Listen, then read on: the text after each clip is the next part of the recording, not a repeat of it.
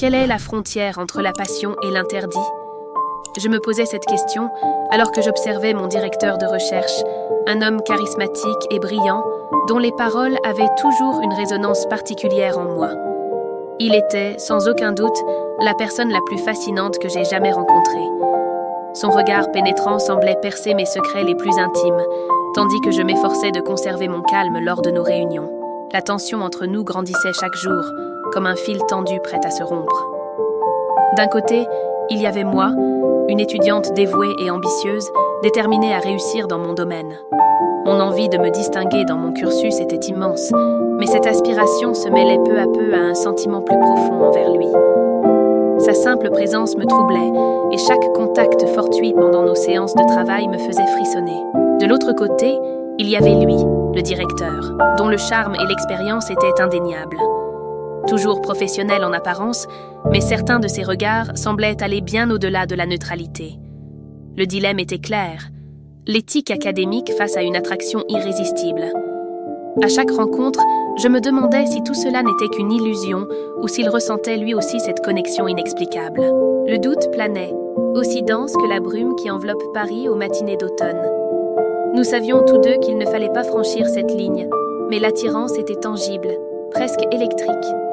Cet après-midi-là, le silence régnait dans la salle, rythmé seulement par le froissement des feuilles et le grattement des stylos. J'essayais de me concentrer sur le projet en cours, mais mon esprit s'égarait. Il était là, à quelques mètres de moi, et chacun de ses gestes semblait amplifié. Lorsque nos regards se croisèrent, un frisson me parcourut. La conversation portait sur le travail, mais un sous-texte implicite enveloppait nos échanges. La tension montait. Chaque mot échangé devenait un jeu de séduction tacite. La manière dont il expliquait un concept, ses gestes précis, l'intensité de son regard, tout semblait être une invitation déguisée.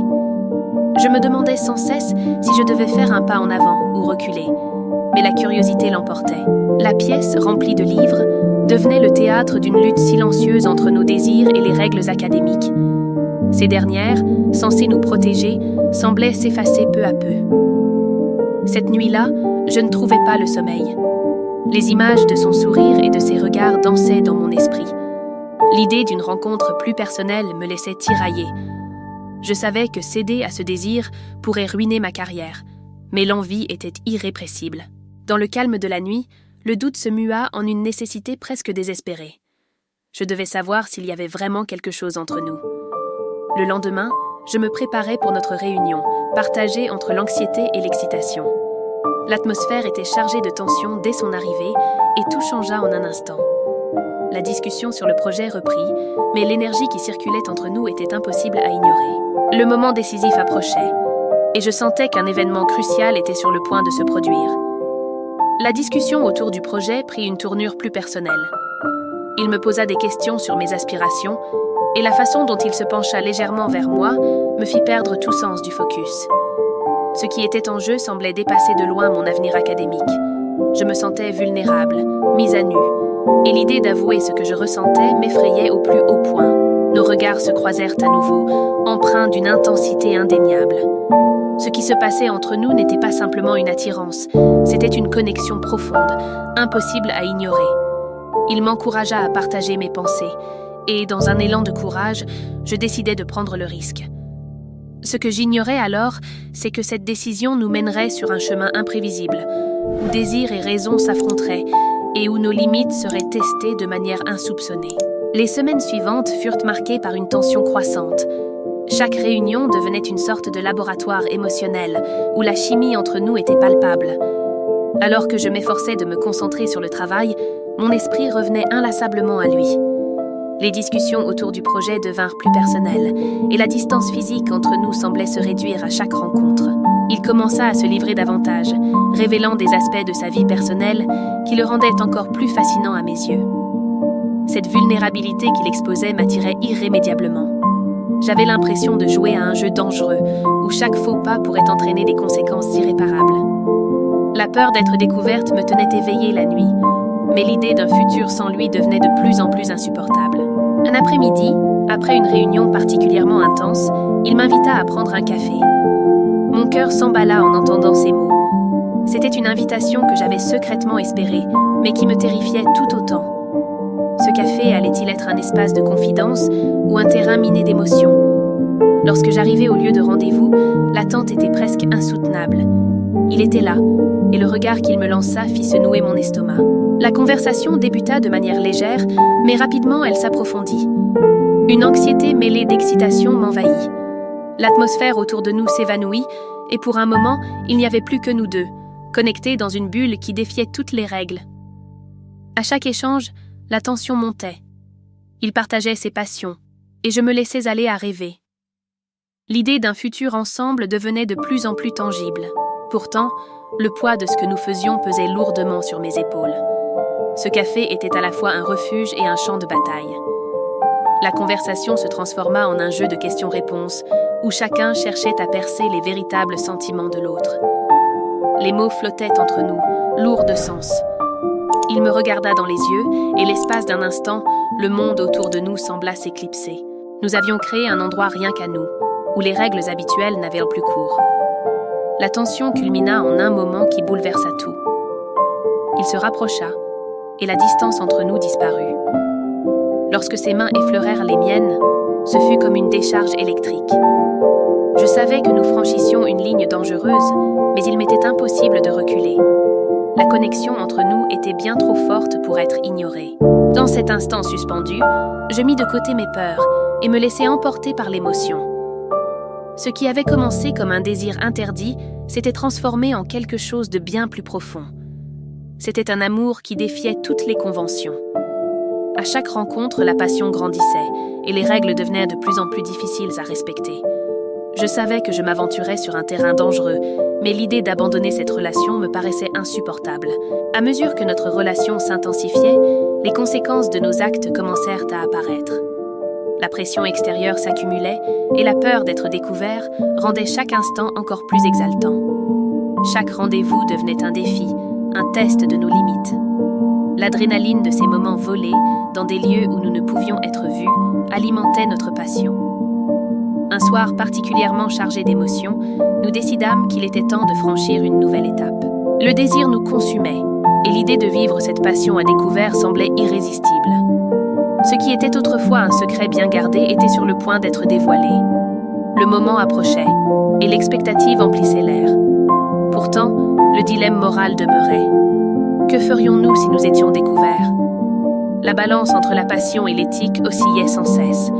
Je savais que cette histoire pourrait connaître une fin tragique, mais l'idée de vivre sans lui m'effrayait davantage. Nous décidâmes de prendre ce risque, prêts à affronter les conséquences de nos choix. Et ainsi, le cœur battant, nous nous lançâmes dans cette aventure. Ce qui aurait pu n'être qu'une histoire d'amour passagère devint quelque chose de beaucoup plus profond et significatif.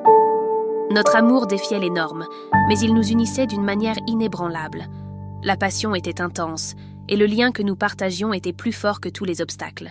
L'histoire, née d'un simple désir, se transformait en une aventure palpitante et pleine de découvertes. Nos chemins s'entremêlaient d'une manière que nous n'aurions jamais pu imaginer. Chaque défi renforçait notre relation, prouvant que l'amour véritable peut s'épanouir, même dans les circonstances les plus complexes. Alors que nous naviguions dans cette nouvelle réalité, la certitude d'être ensemble rendait tout plus supportable. Ce qui n'était qu'un rêve devint une magnifique réalité, et nous étions prêts à savourer chaque instant. L'avenir était incertain, mais une lueur d'espoir éclairait notre chemin. Ce café devint notre refuge secret, un lieu où la réalité semblait s'éclipser au profit de murmures complices et de rires nerveux. Les tables autour de nous semblaient lointaines, comme si le monde extérieur n'existait pas. L'atmosphère était imprégnée d'arômes de café et de douceur, mais ce qui nous nourrissait vraiment, c'était la connexion grandissante entre nous. Chaque rencontre était une danse subtile entre le désir et la raison, et je me demandais jusqu'où nous pourrions aller sans enfreindre les règles qui nous entouraient. Lors d'un de ces après-midi, alors qu'il partageait ses expériences dans le monde académique, je réalisais qu'il n'était pas seulement un professeur passionné par son travail. Derrière son regard se cachait une histoire de frustration et de lutte. Il avait dû se battre pour se faire une place dans un monde souvent impitoyable envers des voix comme la sienne. Cette vulnérabilité me captivait, et d'une certaine manière, je me voyais reflétée dans ses combats. Nos conversations commencèrent à inclure des références à la littérature que nous aimions tous les deux, à l'art qui nous inspirait et à la richesse de nos racines culturelles. Il évoqua une exposition qui se tiendrait au musée local, et l'idée d'y aller ensemble ressemblait à une invitation implicite. Mais la tension ne s'apaisait pas. Au contraire, elle grandissait à chaque interaction. Un soir, alors que nous marchions dans des rues éclairées par des lanternes, nos pas résonnant en un rythme qui semblait dicté par le destin, il s'arrêta et planta son regard dans le mien. « Tu sais que ce que nous avons est rare, n'est-ce pas ?» Sa voix était basse, presque un murmure. Ce qui aurait pu n'être qu'une simple observation devint une question chargée de sens. Je savais qu'il parlait de notre lien, de cette passion qui brûlait entre nous. Cette conversation, apparemment anodine, devint un véritable tournant. C'était comme s'il m'invitait à avancer, à dépasser mes peurs et mes doutes. Une vague d'adrénaline parcourait mes veines. Ce désir, qui jusque-là n'était qu'un murmure, exigeait désormais d'être entendu. Alors que nous progressions, le décor qui nous entourait devint un tableau vivant pour notre histoire. Les rues de Paris, avec leurs façades historiques et leurs cafés pittoresques, semblaient être les témoins silencieux de nos luttes intérieures. Mais elles représentaient aussi un appel à la liberté, un rappel que la vie est faite de choix et que certains méritent d'être pris, même au risque de tout perdre. Le dilemme moral continuait de nous hanter, mais le désir de rester ensemble surpassait toutes les règles que nous essayions de respecter. J'étais prête à explorer cette nouvelle phase, tout en redoutant ce que la découverte de notre relation pourrait signifier pour nos vies. La frontière entre passion et interdit s'effaçait peu à peu, et en plongeant mon regard dans le sien, je compris que j'étais prête à avancer, quitte à braver les normes établies. Ce qui était auparavant un secret devint un cri pour la liberté. La passion qui nous unissait semblait plus forte que n'importe quel obstacle. L'avenir était incertain, mais la perspective d'un amour véritable éclairait notre chemin. Peu importe ce qui nous attendait, nous étions ensemble dans cette aventure. Dans les jours qui suivirent, la tension entre nous se transforma en une pression presque insupportable, comme si tout était sur le point d'éclater. Il m'invita à l'exposition au musée, et le simple fait d'accepter semblait chargé d'un immense poids. Une fois sur place, l'atmosphère était imprégnée d'art et de conversation, mais mon attention restait uniquement fixée sur lui. Chaque regard échangé était comme un fil invisible qui nous liait, mais la présence de connaissances compliquait la situation. Au milieu de la foule, nous croisâmes un ami commun, et la conversation s'engagea naturellement. Pourtant, chaque rire sonnait comme un écho lointain de notre réalité. La nécessité de maintenir les apparences devint un mur invisible qui nous séparait, et je pouvais sentir sa frustration grandir. Lorsqu'il s'éloigna pour aller chercher une boisson, mon cœur s'accéléra. La distance entre nous devenait insupportable. Pendant ce temps, la conservatrice de l'exposition s'approcha de moi et me complimenta sur mon travail. Cependant, ses paroles résonnaient comme des phrases creuses. Je voulais parler de lui, de notre lien, mais l'ombre de ce que nous étions m'en empêchait. Lorsqu'il revint, il perçut mon malaise. « Tout va bien ?» La sincérité de sa voix me frappa de plein fouet. À cet instant, je compris que nous n'étions pas seulement deux âmes passionnées, nous étions des alliés, luttant ensemble contre les attentes et les peurs qui nous entouraient. L'intensité de notre lien s'était encore accrue. Le dilemme entre la passion et la raison devenait de plus en plus évident. La voix de la logique tentait de se faire entendre, mais le désir réclamait sa liberté. Je savais que j'étais à un tournant décisif, avancer ou reculer. Le futur, autrefois flou, semblait désormais vibrant, palpitant, et en le contemplant, je compris que le risque en valait la peine. La nuit avançait, et la pression de la décision s'accentuait. Les lumières du musée scintillaient, mais elles n'étaient rien comparées au tumulte en moi.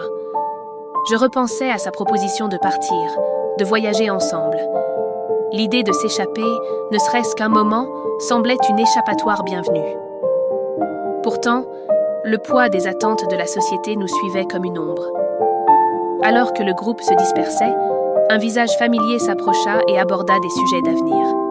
L'inquiétude dans son regard était manifeste. « Ça, tu comptes vraiment suivre cette voie ?»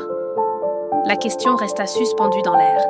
Elle ne concernait pas seulement ma carrière, mais aussi nous deux. Il percevait mes doutes, et le silence qui suivit était écrasant.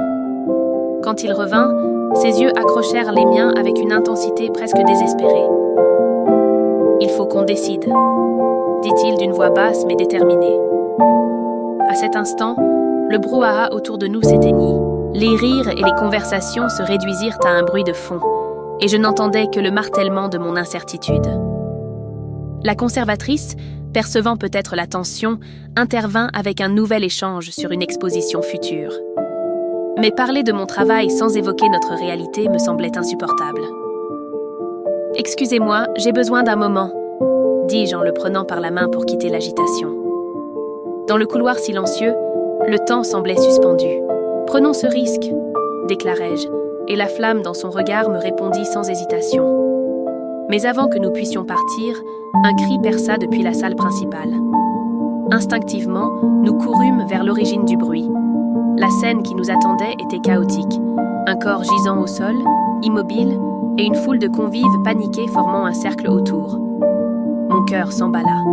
C'était la conservatrice, allongée là, pâle et inerte. La confusion régnait, des murmures envahissant l'espace. Je tournai mon regard vers lui, alarmé. « Que s'est-il passé ?» demandai-je, mais la réponse semblait inscrite sur son visage. Il était livide, les yeux écarquillés. Je l'ai vu tout à l'heure, balbutia-t-il. Elle discutait avec quelqu'un, elle semblait bouleversée.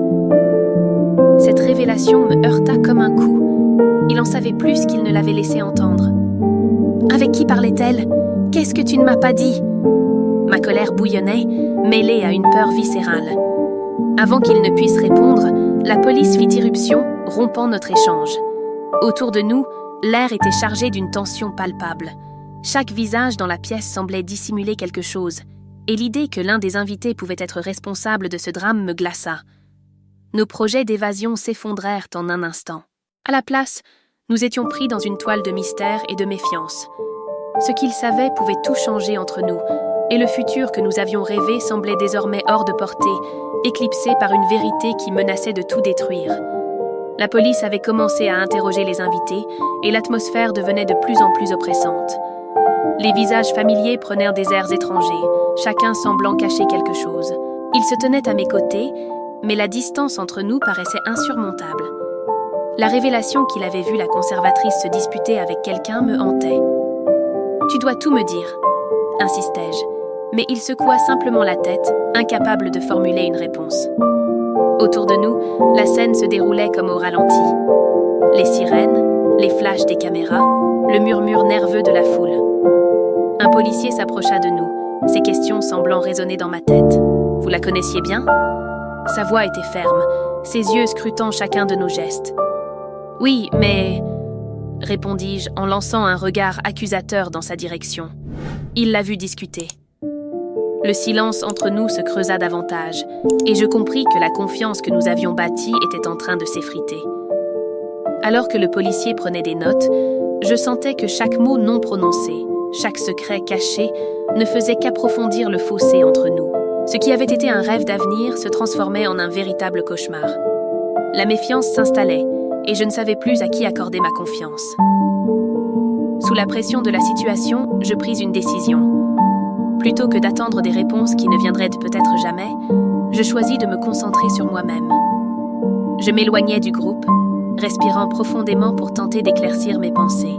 La foule se fondait dans un flou indistinct, tandis que je cherchais un endroit plus calme, un moment de répit. Mes pensées tourbillonnaient, mais une idée émergea peu à peu. Je ne pouvais pas me laisser consumer par l'incertitude. S'il ne parlait pas, peut-être pouvais-je découvrir la vérité par moi-même. Mes pas résonnaient sur le sol, et au lieu de me noyer dans la méfiance, je décidai d'agir. La conservatrice, ses relations, ses intentions, tout cela pourrait m'aider à comprendre. Je me dirigeais vers un petit groupe de personnes qui échangeaient à voix basse. Avec un sourire subtil, je m'immisçais dans leur conversation, espérant glaner des informations sans éveiller les soupçons. Chaque réponse que j'entendais renforçait ma détermination. La confiance était ébranlée, mais je refusais de devenir prisonnière de la peur. Je devins plus attentive, notant les moindres détails, ajustant ma manière d'interagir. Chaque échange devenait une opportunité d'apprendre.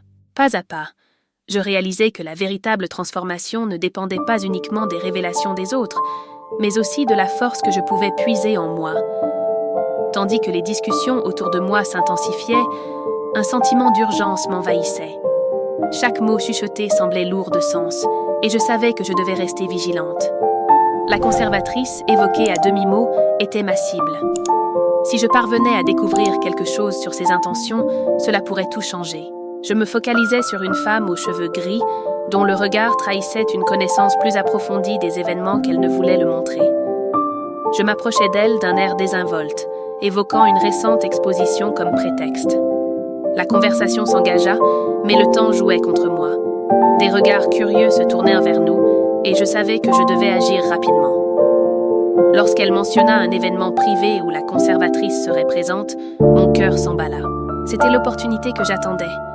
La tension montait à mesure que la femme parlait, et j'absorbais chaque mot comme des indices d'un puzzle complexe. « Seules les personnes de confiance y sont conviées », dit-elle, avec une lueur de complicité dans les yeux. Mon esprit se mit aussitôt à élaborer un plan. Maintenant que j'avais cette information précieuse, je ne pouvais pas hésiter. Il fallait que je me glisse dans cet événement, que je découvre la vérité. Le temps pressait, et la réponse semblait à portée de main. L'événement approchait, et chaque battement de mon cœur résonnait comme une alerte. Tandis que je me préparais, l'adrénaline bouillonnait dans mes veines. Le masque que je porterais ce soir-là n'était pas seulement une façade, mais une véritable armure. En franchissant les portes du lieu, une salle baignée de lumière tamisée s'ouvrit devant moi. Mais l'atmosphère était lourde, presque suffocante. Les voix se mêlaient en arrière-plan et la conservatrice se tenait à quelques mètres de moi, entourée d'un cercle d'admirateurs. Ce à quoi je ne m'attendais pas, c'était de reconnaître parmi eux la femme qui m'avait donné cette information cruciale. Elle n'était pas seulement une invitée, elle était son assistante. Mon estomac se noua. Si elle jouait un rôle dans cette intrigue, comment devrais-je réagir ? Portée par un élan instinctif, je décidai de passer à l'action. Affichant un sourire assuré, je m'introduisis dans la conversation, me présentant comme une potentielle investisseuse. La conservatrice, intriguée, se mit à parler de son prochain projet. Chaque mot qu'elle prononçait semblait assembler une nouvelle pièce d'un puzzle, révélant un réseau bien plus vaste et obscur que je ne l'avais imaginé. À cet instant précis, je compris que je ne cherchais pas seulement à découvrir la vérité. Je changeais moi-même. La peur qui me paralysait autrefois s'était muée en une détermination inébranlable.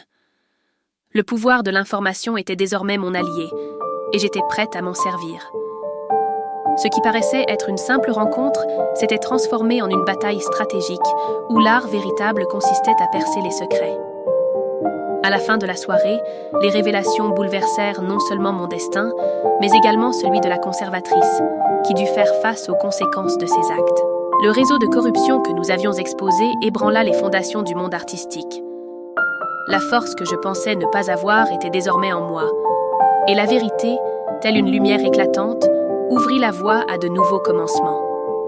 En quittant cet endroit, je réalisais que chaque action porte en elle un écho, façonnant non seulement notre avenir, mais aussi celui de tant d'autres. Et ainsi s'achève cette histoire empreinte de passion, de secrets et de choix qui défient toutes les règles. Mais vous, jusqu'où iriez-vous pour un désir incontrôlable ? Que feriez-vous si vous étiez à la place des protagonistes ?